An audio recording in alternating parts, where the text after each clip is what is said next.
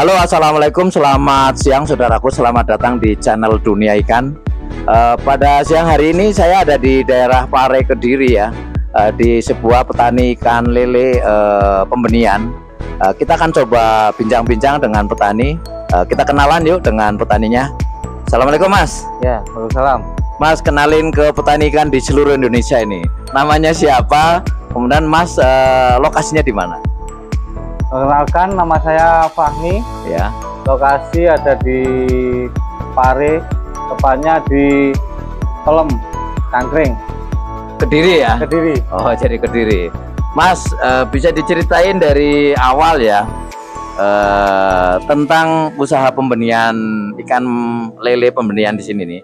Dimulai dari tahun berapa tuh?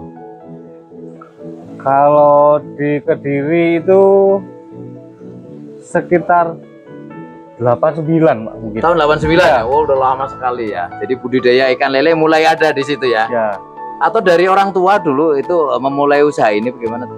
Ya, kalau saya sendiri memulai itu dari orang tua. Orang tua ya. Orang tua dulu ternak ikan. Terus saya kok berminat ya.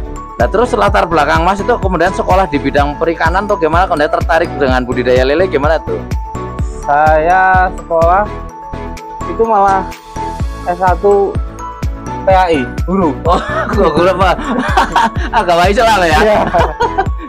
Jadi sekarang tapi masih jadi guru agama Islam enggak? Enggak. Oh, enggak. Tentunya di lele. Di lele ya.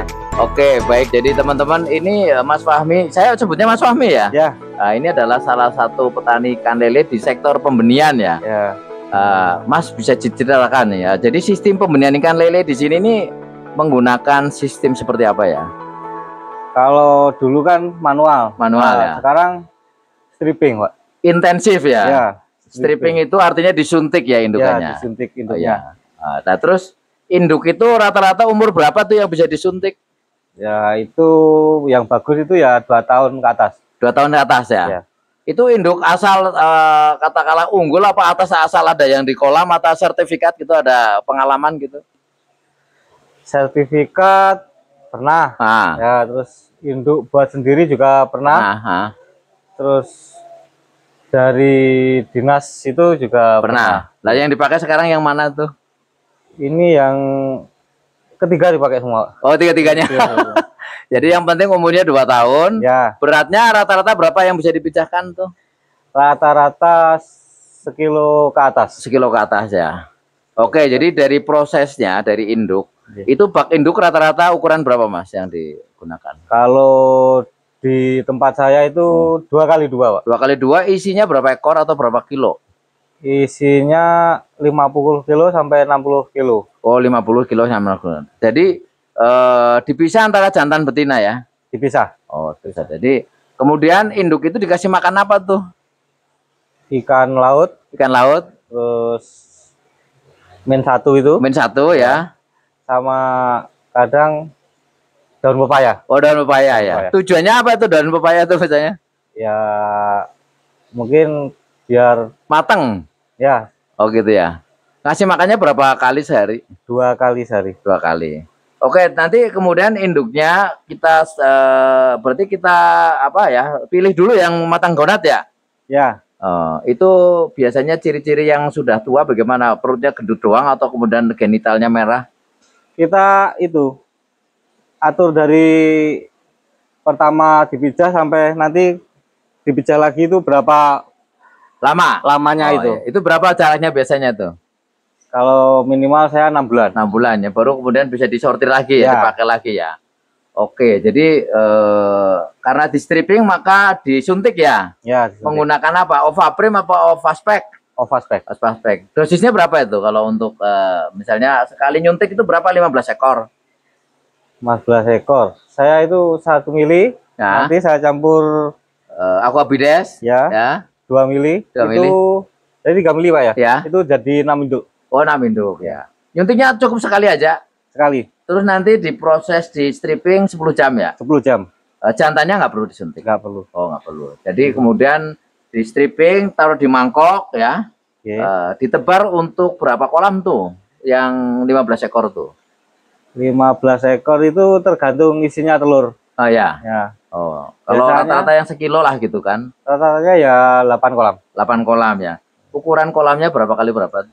2 kali 6. 2 kali 6. Terus ketinggian kolamnya itu berapa senti tuh? Pas tebar itu sekitar 10 cm. 10 senti aja? Ya. Airnya ngalir apa enggak?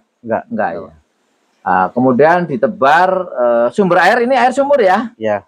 Enggak pakai tandon ya, langsungan aja. Iya, langsung. Oh ya. Oke. Terus baknya kan ukuran rata-rata 2 kali 7 ya. Iya. Itu dari sekian katakanlah berarti tadi 15 ekor ya. Iya. Itu rata-rata biasanya dihasilkan benih lele itu berapa banyak? 15 ekor itu paling banyak ya 700.000 ya. Ya, 750.000 sampai umur panen di 45 hari ya? Ya. Oh ya. Oke, sekarang kita bicara tentang larvanya ini ya. Iya.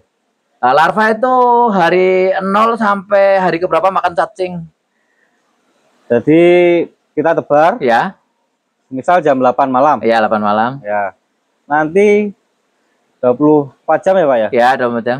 Jam besoknya itu jam 8 itu udah netas. Oh, netas. Nah, ya. Nanti 3 hari setelah itu baru makan. Makan cacing. Cacing. Terus bagaimana memisahkan telur-telur yang tidak menetas yang putih-putih itu? Itu nggak bisa dipisahkan, Pak. Oh, bisa. Lah, nanti dibuang aja gitu dengan. Nggak, nanti itu apa akan dimakan sama lelenya? lele netas itu kadang dimakan, Pak. Oh, dimakan. Di apa kita tebar cacing itu? Ikut dimakan. Dimakan sama cacing kadang. Oh, oke. Jadi umur 3 hari kasih cacing ya? Ya. Sampai berapa hari itu kasih cacing? Cacing paling lama sampai 10 hari. 10 hari. Berarti itu ikan sudah 13 hari ya dari netas ya. Kemudian makan pertama produksi pelet itu apa? Pakai mem atau pakai apa gitu? Kalau saya pakai itu apa? Yang berarti masih pupuk ya? Iya, PF0 PF0 ya, 0 ya. Fengli lah ya. Ya.